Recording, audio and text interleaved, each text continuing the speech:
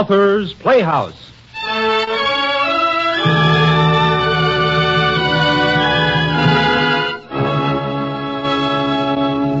Candy, my dear, you look beautiful. How are you? Oh, I'm fine, Mr. Deming. Just dying slowly. Nothing serious. It's most becoming, Mrs. Stewart. Thank you, Mr. Deming. Things seem to have blown up in our faces, haven't they? My best girl and your husband have eloped.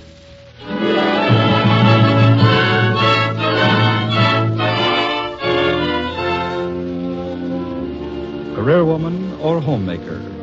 Candy wanted to help decide Pan Peters' fate, but fate has a maddening habit of plotting its own course. Author's Playhouse presents Elizabeth Dunn's mirthful story, Woman's Work.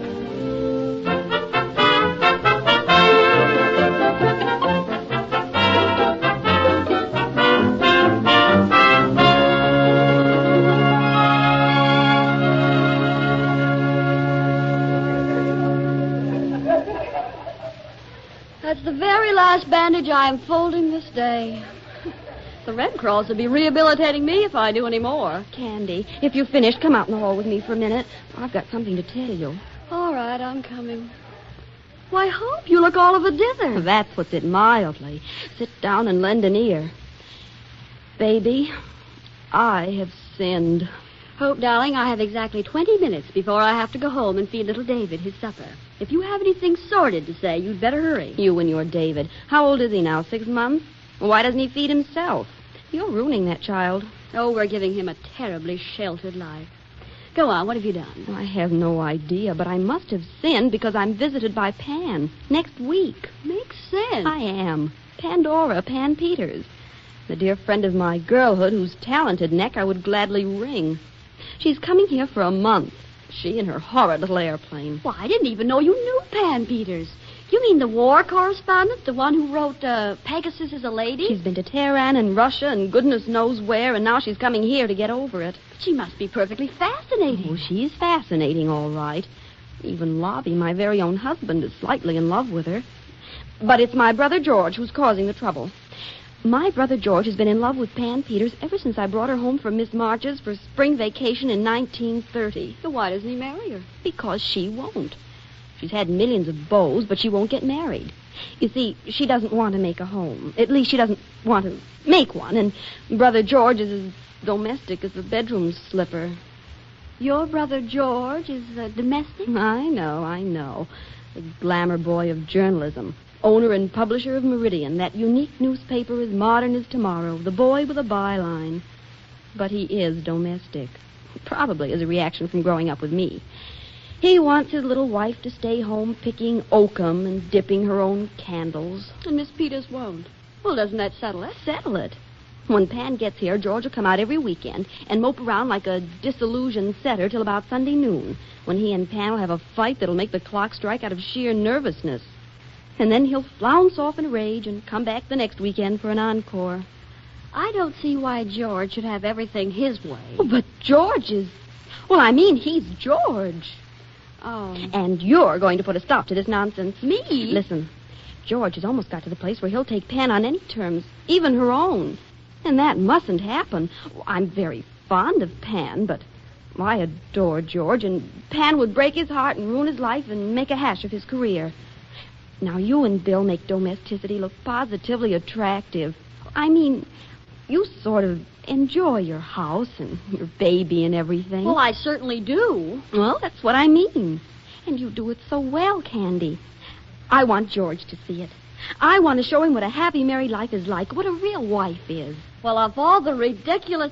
Well, I suppose I'm to whip up a little 5-course dinner in a tulle evening dress and a straw hat with ribbons, meanwhile singing the Bell song from Lockby and giving the cradle a brisk kick in passing. You get things so quickly, dear. And shall I tell George that I make all of my husband's clothes out of skins? Now, listen. Are you going to help me or are you not? I'll help. Not that it will do the slightest good, though. Why not? Well, I mean, things just don't happen that way. For instance, I only got domestic after I got married. And I've noticed that most men don't seem to like girls who are just terribly domestic before they get married.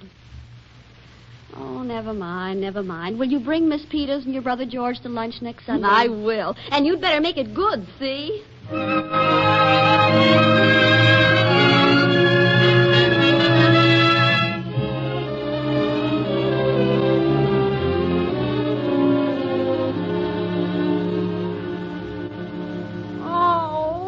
Gosh, what's the matter, darling?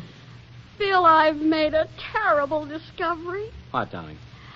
I can't add. Oh, good heavens. I thought you had an incurable disease or something. Phil, isn't the bank ever wrong? Never.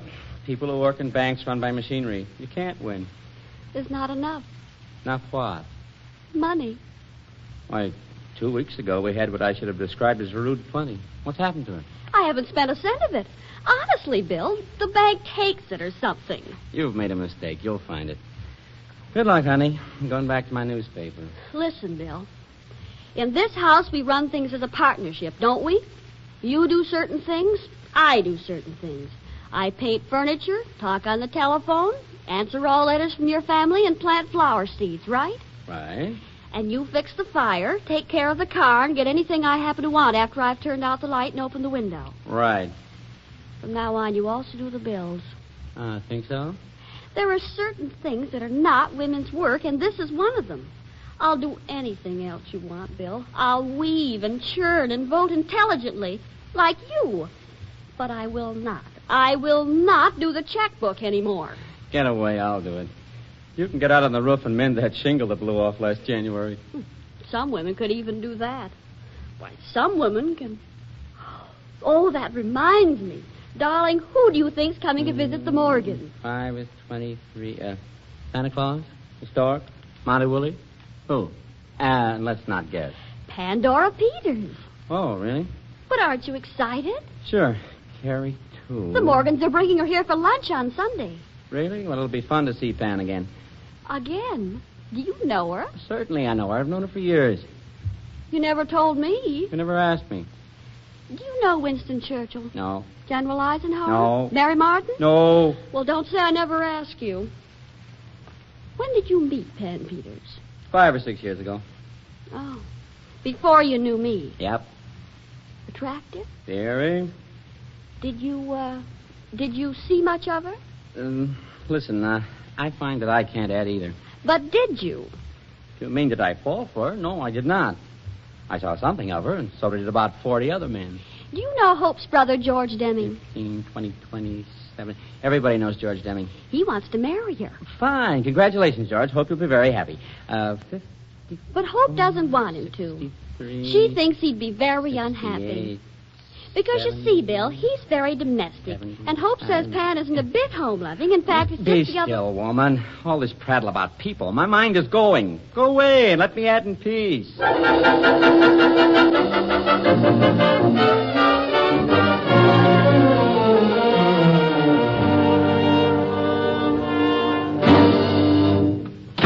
Is that you, Bill? What there's left of me, yeah. Did you get the garden furniture washed? They'll all be here in just a few minutes. I want everything to look absolutely lush. What do you want me to do now? Build a wing on the house? There's just time before lunch. I never saw anyone so feeble. Why, I do 3 times as much in one day. Women have more endurance. It's been proved. What's for lunch? Ham? Ham. My good yokel, we're having avocado pears and chicken a la bonne femme and that thin cornbread and strawberries for dessert. Oh, it's going to be heavenly. Just like one of those French picnics that Renoir painted. Now, go and get dressed, darling. It's late. What do I wear? A boating costume? Darling, before you go, just help me into this, will you? What is it? Slipcover? It's an apron. Oh. It seems sort of appropriate.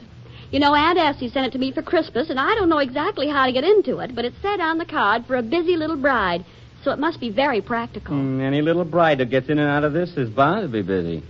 Turn around. Say, wouldn't it be simpler if I just tied you hand and foot and locked you in a steel box and lowered you in the East River? If I get you into this, you'll never get out again. And I can't see why you suddenly want to wear an apron to lunch anyway. Hurry, I hear a car coming. Okay. Well, that's the best I can do with the darn thing. I'll go down. Now, please get dressed fast.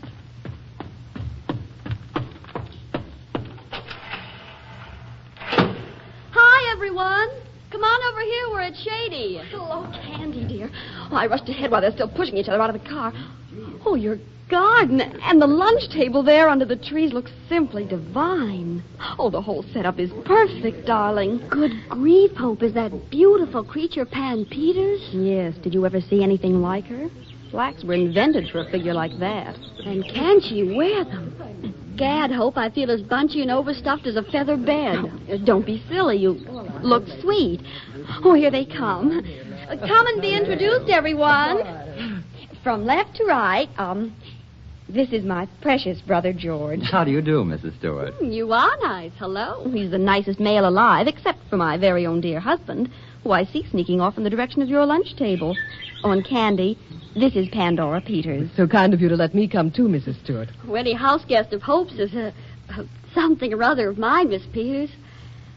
I read your book, Pegasus. I loved it. Why, thank you. That's nice of you. Oh, here's Bill. Hi, everybody. Oh, Miss Peters, I presume. Why, Bill Stewart, I don't believe it. How absolutely wonderful. I didn't know that you were... Here I am. Well, certainly we do. Bill, open the ginger ale, will you please? What a delightful spot this is, Mrs. Stewart. Look at us. We look just like one of Renoir's picnics in modern dress. Except you're right off the canvas. You have a poetic soul, Mr. Deming. Do come and have some lunch to nourish it. I certainly will. And then you remember, Bill, we all got into a taxi, the whole 8 of us. Candy only has a maid 3 times a week. I simply couldn't do it. I can't boil an egg. This chicken thing is wonderful. I'd love to cook. How do you make it? Will you tell? Of course I'll tell. You begin with 6 little white onions, Uh-huh. and when they're fried brown, Of course, you... they kept the press miles away from the palace, but one of the guards, well, he told me to be at the West Gate at 11 that So evening. I'm left holding After 6 being little passed white from one dog onions to the while next, everybody and else up gets and smuggled down into and a in and out palace. Until I honestly had a mile What escape palace? of hysterics. Where? I was finally face to face with the prince. And what could he do I- about it? So he laughed and said in French because he didn't Well, speak and any then- English. Well, I don't know how you got here, young woman, but here you are. So what do you want to know? Of course, I asked him right off whether it was... George, don't you want to hear how to make this chicken thing? But he really doesn't. Shall it doesn't we hear matter, the end really. of Pan's story first? Oh, there really isn't anything more to it. My sister Hope, whom I love very dearly, is a half-wit. Although I do want to know how to make this chicken thing. Sometimes I hate tact. Come and look at my tampala. It's getting to look perfectly delicious. That's artichoke, sort of, isn't it? I say it's spinach, Chinese version. I'm sure I had it once when we were dining with the Youngs. It's funny stuff. Well, come on. Feast your eyes on the American version. I'd forgotten that places like this still exist, Mrs. Stewart. Oh, George, call her Candy. May I? I'd even forgotten that there were girls like you in the world. Simple and uncomplicated. Your husband's very lucky. I often wear slacks myself. I beg your pardon. George, why don't you go and look at the Tampala? Huh? Oh, I get it, and I go. Hope, this is a lot of nonsense. It's not proving a thing. Darling, don't stop now. It's just beginning to take effect. Can't you see how George is basking? It's exactly the kind of life he wants for himself. I don't believe it. George wants things to happen. He doesn't want his women simple and uncomplicated, not for a minute. Sooner or later, George is bound to realize that Pan's sort of life is nervous and high-strung and geared to such a speed that it has no time for the simple essentials. When did you make up that speech? It's just something I jotted down in the back of an old envelope.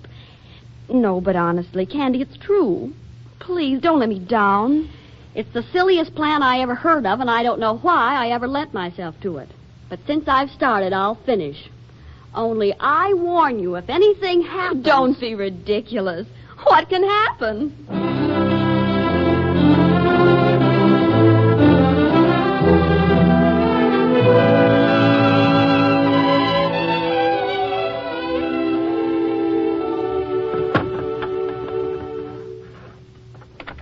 Bill, what in the world are you looking for in your bureau drawer at this hour of the night? Snapshot. I've got some somewhere of a picnic we went on. Which of our picnics do you mean? Oh, I mean the one Pan and I went on. Thought you'd be amused by it. Pandora's a funny sort of name, isn't it? A romantic mother, I suppose.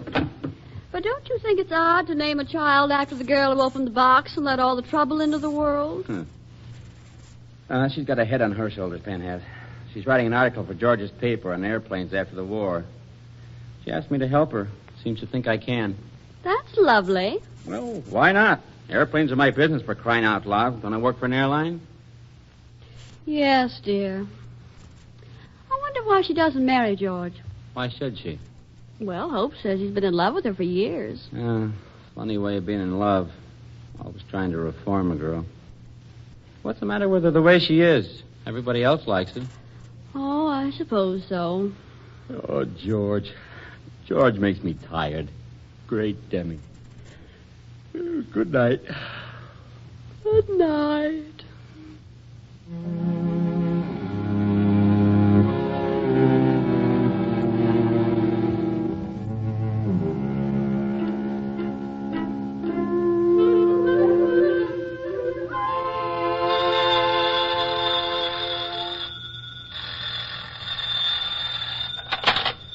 Hello. Hello, Candy. Oh, hello, Hope. Sorry I bellowed so.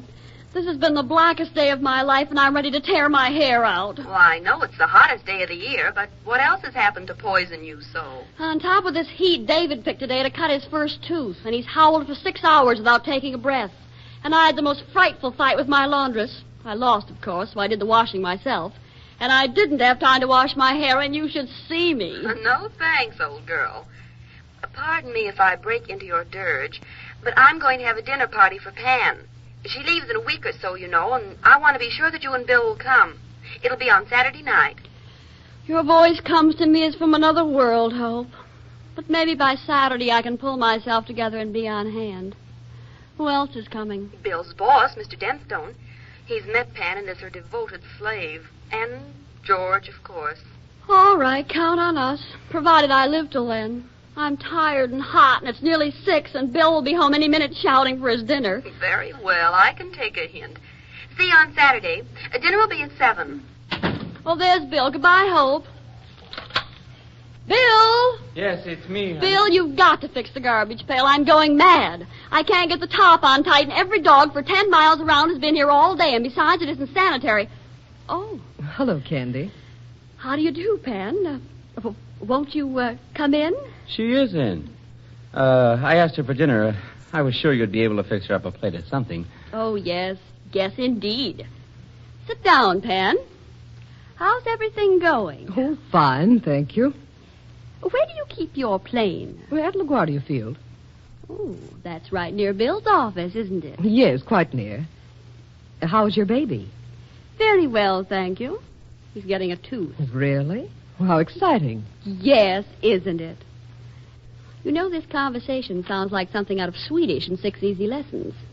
Doubtless you think my only subjects of conversation are baby's teeth and little white onions. Pardon me for mentioning it, but how about some dinner, honey? Oh, yes, by all means. Will you excuse me, Pan? I'll finish getting things ready. Well, of course, Candy, dear. I do hope I didn't come at a bad time. Oh, don't be silly. Come on, Candy. I'll help you with the dinner. What came over you, baby, shooting off like that? It wasn't very polite. I'm sorry. I don't know what Pam must think. Does it matter? Of course it matters. You like her, don't you? She likes you. She said she wished she knew you better. She's very clever. Clever, and yet sort of pathetic, too, poor kid. She can do too many things. That's her trouble. She certainly can. If she'd just stick to flying her airplane around the world and driving George Deming crazy. But I fail to see anything in the least pathetic about her. Oh, what's the matter, Angel? David been pretty tough on you today? No, nothing's too tough. Call the Duchess. Supper's ready.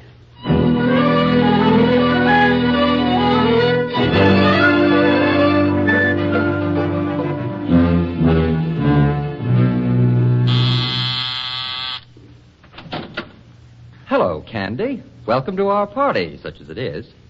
Where's Bill? Where is he? I thought he'd come straight here when he didn't come home to get me. Isn't he here? No, my pet, and neither is our guest of honor, Precious Pandora. They're both missing? Now, wipe that look of horror off your face, and let's start this conversation over again.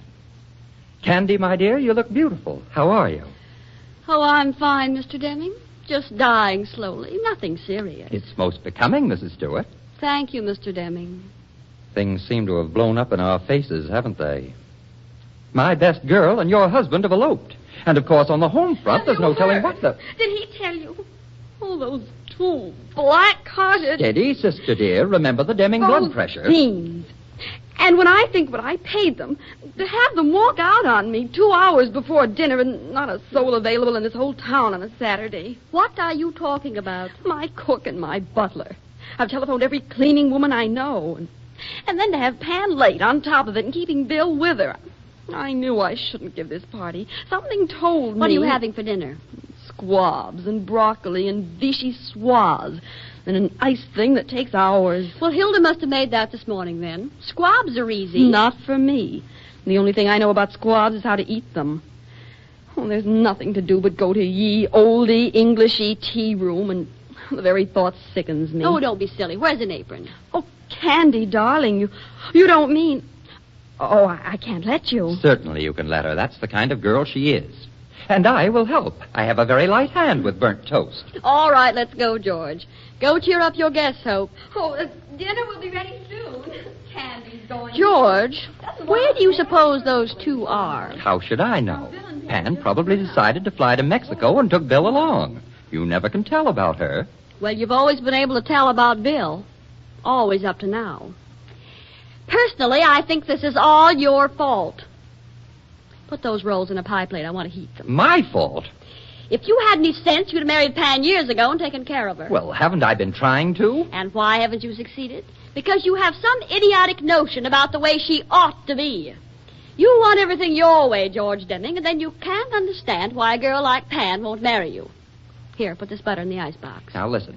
All I ask is a home, the kind of home you have yourself. Why should you make all the conditions anyway? Suppose Pan said she wouldn't marry you unless you were good at putting up shelves. Why, I bet you can't even hang a picture, George Deming. I bet I can. Get those soup plates, will you? I haven't got a home myself anymore. The master seems to have departed. Departed? With Pan, so pooh to your beautiful domesticity. But he'll be back. You're married to him. What kind of a marriage do you think it is, Winnie? Oh, no kind at all, Candy. No kind at all. Has Bill ever let you down before? No. That's what... Oh. So the very first time he fails to appear, you decide he's not to be trusted. He's off with a pretty girl, therefore he's no husband of yours. When are you going to divorce him? Well, how can you? Of course I'm not. You don't understand. Sure I do. You're just one of those girls who want everything their own way. You're jealous for no reason. You're a baby. Put the soup in the dishes, will you please? There's no sense in getting mad at me. You just stay mad at Bill. I'll get it. Hope's busy in the other room. Hello? Yes, George Deming speaking. Good heavens, where? Killed? Okay, I'll get a plane and be down there right away. Hope, I've got to go. A plane crashed north of Baltimore. I've got to get there. Be on the spot for the papers. Oh, George, how terrible. Plane crash? Oh, Bill, I can't. George, catch her. I've got her. I'm all right. Oh, dear God. It's not them, Candy. Here, drink this quick. It's a transport plane owned by the airlines Bill works for. The American Eagle, a big one, 20 passengers. Oh, George, are you sure? Positive. I'll answer it this time. Hello? Baltimore calling. Ready with your call, Baltimore. Hello? Pan, where are you? Are you all right? Yes. Listen, Candy, Bill is out at the accident, and he said to... Where? There's been a plane crash. The Eagle, and a lot of people killed. It's bad. Listen, Candy, this is important. He wants you to find Mr. Denstone. The office can't reach him. Mr. Denstone is right here in the living room waiting for dinner. Then listen. Tell him Bill tried to get him when the news of the crash came, but he couldn't. And the other two big shots were on vacation. I forget their names, you know. And the planes at the field were grounded, and Bill was frantic because he knew somebody from the airline company ought to be here, so he came in my plane. What's she saying? She flew Bill down. He couldn't find Mr. Denstone. Candy? Yes, Pan? Is George there? Tell George to come. Tell him to get a plane. George, he says to come. Tell her I'm halfway there. Tell her she's got a honeymoon breakfast date with me in Elkton, Maryland. He says he's on the way and be ready to marry him immediately. No, I've got to run in both stockings. And anyway, I want white satin. Tell that so-and-so I won't be married without a piece of heirloom lace if I have to make it myself. Tell him to hurry up. So long, Candy. Give Bill my love. He'll be home for breakfast. Goodbye.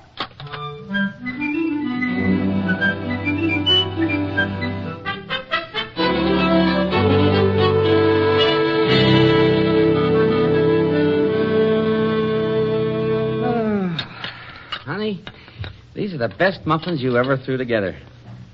Why can't I have breakfast like this every morning? A fat chance of that. Go on about Pan. Well, all the way down, she kept saying how she wished we could have reached George so he could have come along and done an eyewitness account for the paper. And finally I said, I thought you didn't care so much for George. And she just stared at me. Care for him, she said. Why, I'm crazy about George. Thought you knew that. And I said, well, why don't you marry him then, for Pete's sake? And she said, because George keeps wanting to remodel me into a chattel, and it makes me mad. Then I said, well, listen, Pan, why don't you marry him and remodel George? Oh, darling, how clever of you. And she stared at me again, and then she began to laugh. She kept laughing and saying, well, why didn't I ever think of it? Everybody seems to think George is the ultimate product of civilization. Where were you then? Well, they were running into the storm then. It was somewhere north of Baltimore. Honestly, I didn't think she could make it. If she wasn't half bird, we wouldn't have. I thought, this is it. And you know what? What, Bill? I was so scared I couldn't think. It felt as though my mind were all glued up with fear. It was horrible. There was only one thought way in the middle of my mind. You know what it was? What? I thought, if I die now, I won't see Candy grow old. I just got to see Candy grow old. It's bad to be that scared. Oh, is any more coffee? I'm glad you thought that. I mean, especially glad because I thought you were getting a little tired of me. Is that why you've been acting funny? I put it down to hot weather. Tired of you? I thought maybe you liked the glamorous Miss Peters better. Oh, get away, girl. You make me cross-eyed. Well, she's so much smarter, and she's beautiful, too. Sure, I know. You're dumb and ugly. But if I deserted you, your father would be irritated, and I'm scared of your father. You know what? I'm prepared to admit now, but privately, Candy, privately, that all women are smarter than all men. Oh, no. Well, they do just as much work, and they look prettier. You look awfully pretty. Darling, I feel so good. And I'm so thankful about everything. I would like to do something for you. Something difficult and unpleasant. Would you, honey? Bill, would you like me to do the checkbook again? No, Angel. You have sons and marry people off. But I will add and subtract.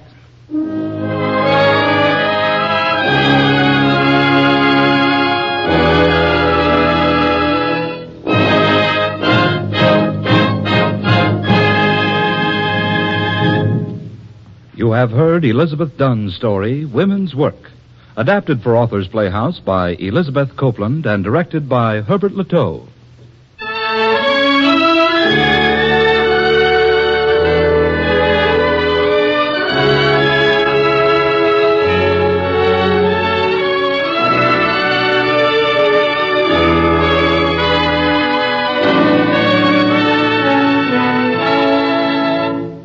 Candy Stewart was played by Miss Eleanor Jackson, Hope Morgan by Miss Rosalind Yastro, and Pan Peters by Miss Lois Zarley.